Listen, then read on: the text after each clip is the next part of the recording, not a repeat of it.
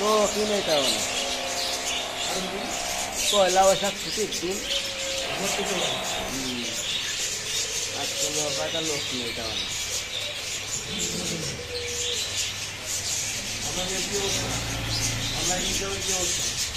অনলাইনে ভালো লাইন কিন্তু ভিডিও ছাড়ি না।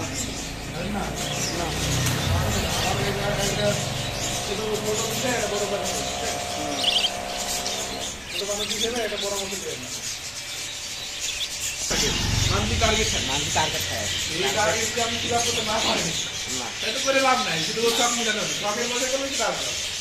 কিন্তু আপনি এই যে এটা একদম এই হিসাবে নিতে হবে। আজকে তো আপনার ঘর ভালো পরিষ্কার ক্লিন লাগতেছে,